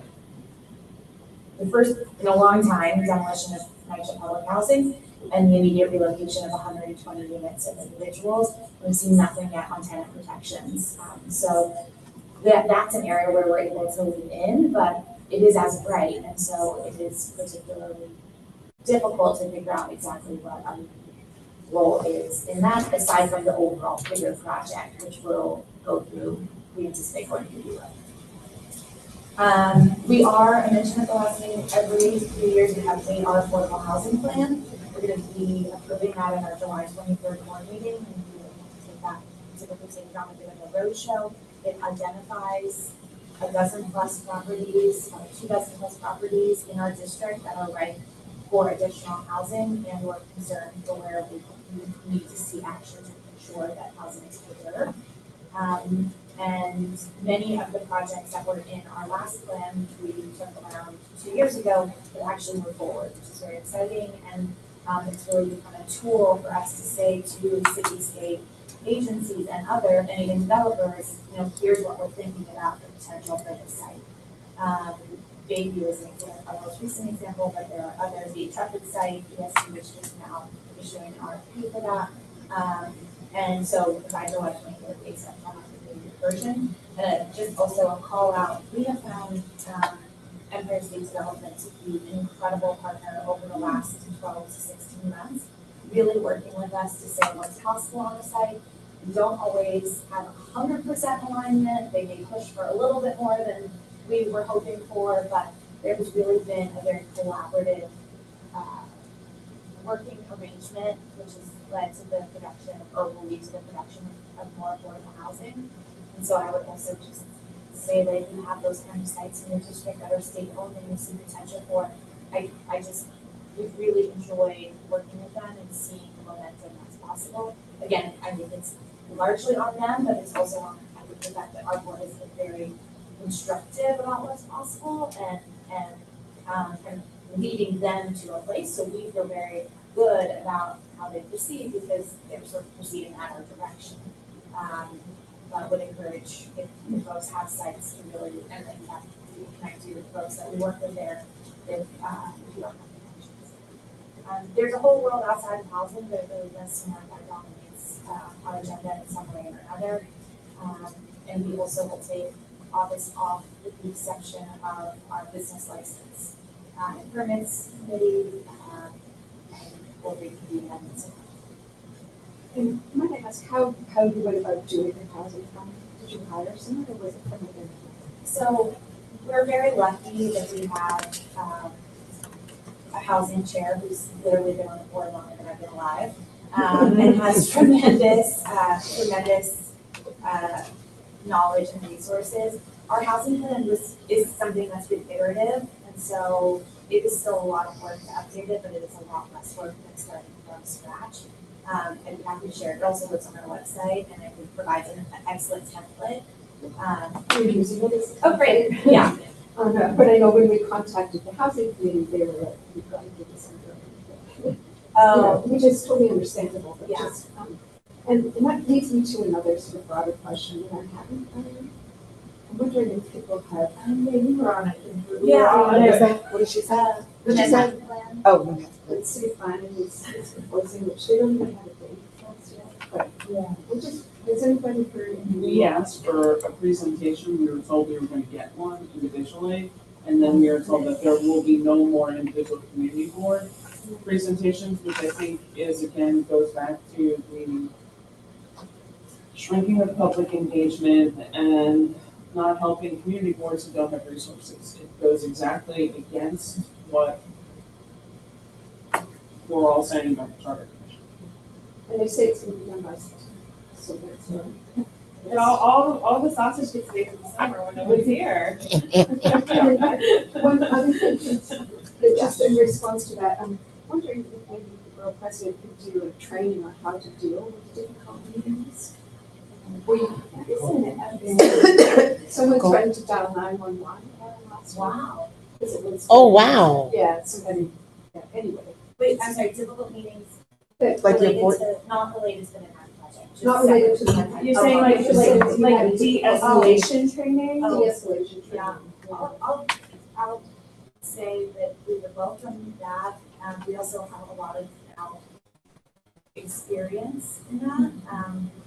But This, Like a new chair, for instance, of transportation committee is really contentious. I'm just trying to get them to be seemingly listening, but not controlling. You know, it's a real, It's a It's fine skill. art. yeah, it's a skill. Not everybody has it. Hey, take a look at the tape from our last full board meeting where I had to threaten a public person that I was going to escort them out myself. I still do it. So- I mean, Applicant who meetings. But So I I think it would be great if we did. I have escorted out an individual at a committee meeting I was chairing in the last few months. We're in an NYU building, state NYU, it's not campus security, it's to the front of the building, it's the doorman who was able to do that. So that was just a quick, and it was very seamless, but I did talk to the sixth precinct community affairs, just to, hey, what's the best practice here? Should we need something? Because we have also had a request from the committee chair of a different licensing committee that asked about having a presence of an officer in anticipation of a difficult meeting. So, which is not guaranteed with time and Right. hiring and resources. So, anyways. So Todd, I have something to say, but Todd, please go first. Yeah, this issue of decorum and keeping things under control and de-escalation, that has been a problem at our community board as far back as I can remember. What I've found is it really relies on the skill. You talk about de-escalation. You know, our former officers were supremely skilled at this, where they would strictly adhere to time limits for anybody in a public session. And they would not hesitate to interfere with what was being said if it wasn't on point. And at the smallest evidence of it shifting from something directly relevant to the subject at hand, something that's ad hominem, to shut them down, right? And it's not easy to do that, right? But training is well advised. Having myself been responsible for running the public sessions for the last year, I've tried to use that approach. I think it's been mostly effective. But yes, the other thing is we know which meetings are going to be contentious, and having security there in certain cases is advisable. And I hate to say, you talk about de-escalation, even among ourselves at times, it gets contentious. And it goes back to the issue of just educating, right? Anyway, that's my advice. Thanks, Todd. I think I'll just say like the national, state, local climate is just heated. Yeah. And everyone's temperature is higher. We, saw it during this pandemic and now on airplanes and just everywhere. People's fuses are incredibly short. Xavier has a comment. Xavier, 1 second. So, it does require a level of skill that perhaps it didn't require because people respected norms a little bit more kind of pre-pandemic, if you will. Or I'll just say, like, norms were more normal in prior years. I'll say a few things. One, I think it is wise to, of course, and you're all engaged with the precincts in your districts. I think it's wise to let the precincts know which they already know, that you're having, general board meetings, and particularly if there is something that you anticipate will be contentious to, make sure that they're aware. Two, we are in the process of looking at additional parliamentary procedure training for community board leadership. And we can also look at de-escalation training as well, as like to be able to incorporate the two, because I think they go hand in hand. So let us get back to you on that. We've been doing some research now that we've gotten all the appointments done. So we've been doing some research around just and we've seen, that not because of lack of decorum, but just it's, meetings that run best are ones where everyone understands procedure really well and can respect, and can learn to abide by those rules. So they go hand in hand, and let us get back to you on those things. I feel like I had a third thing to say, but I've lost it. So Xavier. Do not work. Yes, hi. Yeah, the train of thought often leaves my station all too often. So a couple of things. I'm glad to hear about the parliamentary procedure comment because studying to become a professional registered parliamentarian because I don't have enough to do. But what we implemented after a very rancorous April meeting where people breached decorum, were out of order, and I had to literally say the point is not well taken, the point is out of order. I had to call for orders of the day, where people were very much, for whatever reason, um at that point, after deep introspection, and as the chair who has to oversee the meetings, I issued for our new board members and our old board members just a simple two-pager called motions made easy, and how the business is to be conducted with the orders of the day for full board. That has been very helpful for people understanding whether the main motion that's presented on the floor, what debate is, also on the upfront telling the public when we go into the business session, what the rules are, and there's no disrespect to anyone, and we do want to hear you. I think also to my fellow chairs, one of the biggest value adds I've found in my past 3.5 years of service is showing up to as much as possible and encouraging the executive leadership to show up to as many events as possible to get to know not just the stakeholders, but those who are most passionate. So that's just one bit. The other thing, I've talked to a lot of the doctors at Mount Sinai.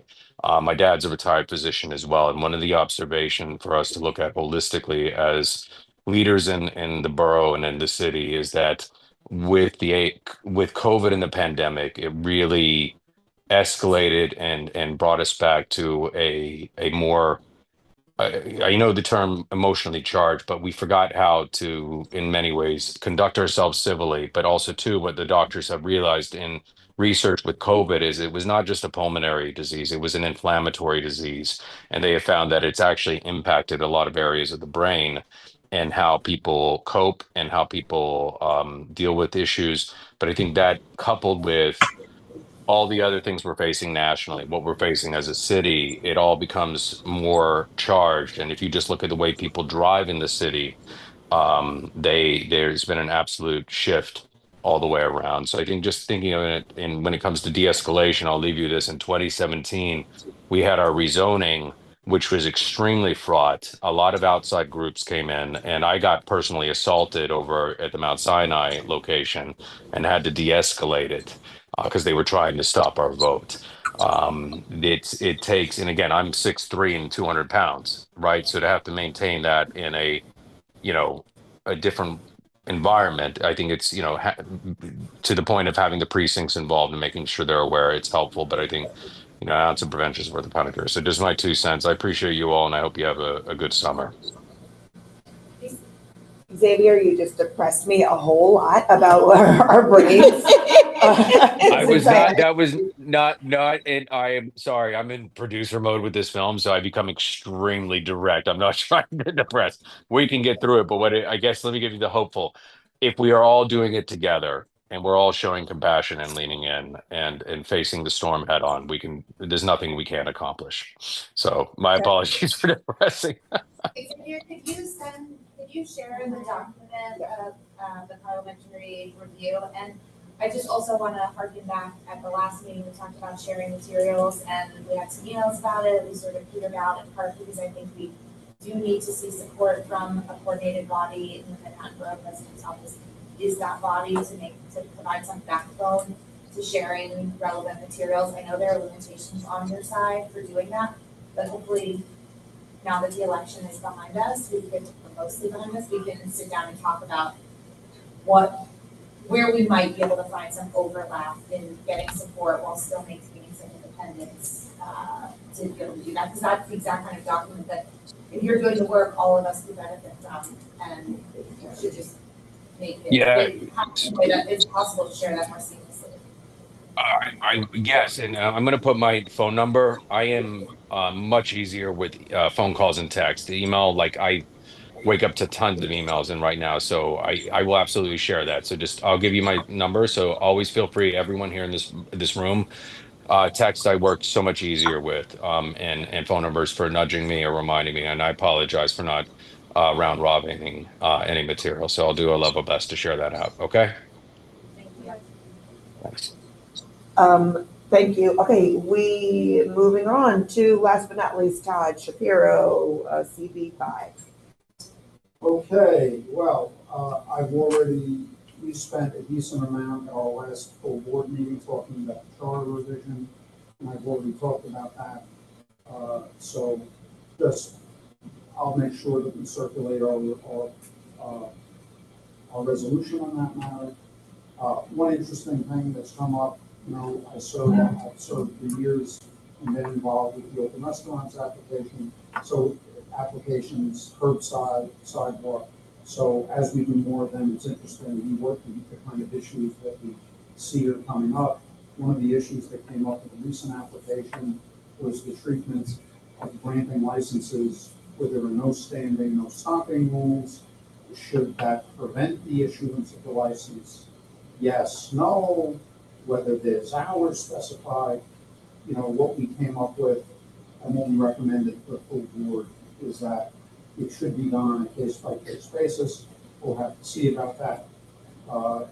Depends on the granular nature of the application, but that's where we came down on this particular application.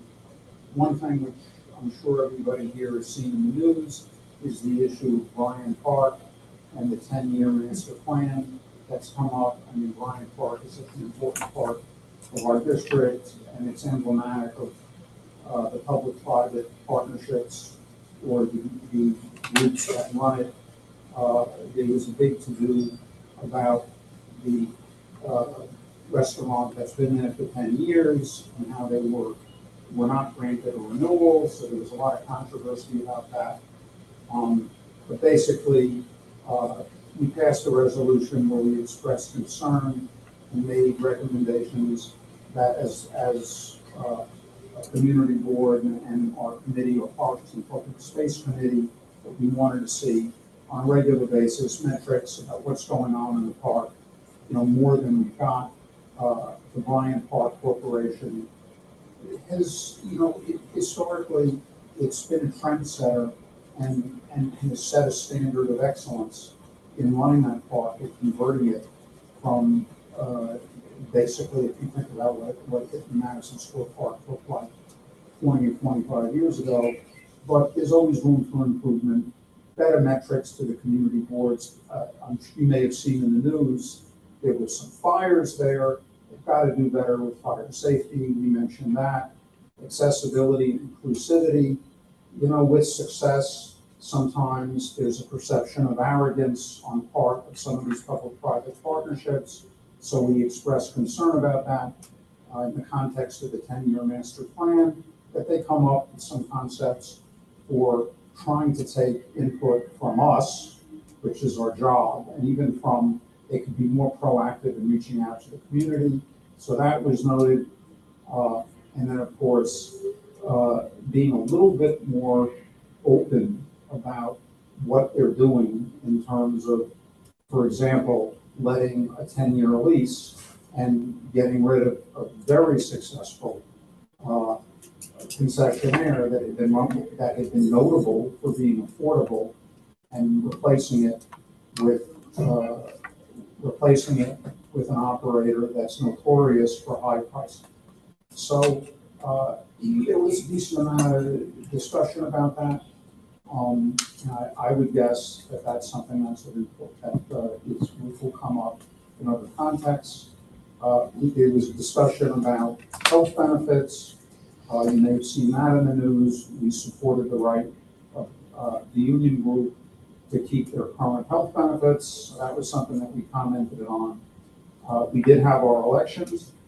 So for me, it was both, the great and the disappointing.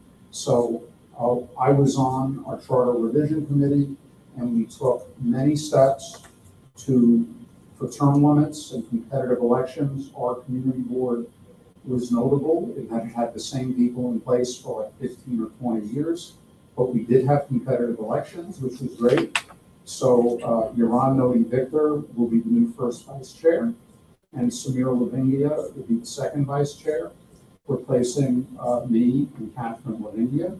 So on the one hand, I couldn't be happier, because I think it's really important, especially with 15 new people coming in, they're participating in the elections, that they see that there is a turnover on a regular basis and that there are contested elections. So I'm happy to just go back to a emeritus status after 10 years and just be a regular member of the board. I feel like I've made my mark. And, if you don't have elections, then the people coming in don't see that it's a real representative type of place. So we did have that. And again, we have, and this really is another point, having been leading the onboarding, we have many new committee chair members, some of whom have served in apprenticeship of a year or two. It used to be that you had to be around for 10 years to know the right people to become a committee chair. That's no longer the case in Community Board 5, and I think that's great. Okay, and it's a breath. Quite honestly, it's a breath of fresh air to have all these new people coming in. We've already commented here on how important it is to get them trained about procedures and culture and everything else. And I think for our community board, it's gone fairly well. Anyway, that's it for CB5. Thank you so much, Chad. And with that, we are concluding the chair reports. And unless there's any other further comments or questions, I'd like to entertain a motion for adjournment. Okay, and may I have a second? Okay, all those in favor? I'm sorry, wait, I apologize. There is something I forgot almost. In the, before we adjourn, I wanted to make a note for the record. When I had gone through the roll call on the vote, I counted all of yours, your yeses, and forgot to say that our office was going to abstain. So I just wanted to note on the record that our office is abstaining for that vote. And with that, all those in favor of adjournment, please say aye. Aye. Aye. Thank you, guys. Have a great July 4th. Thank you.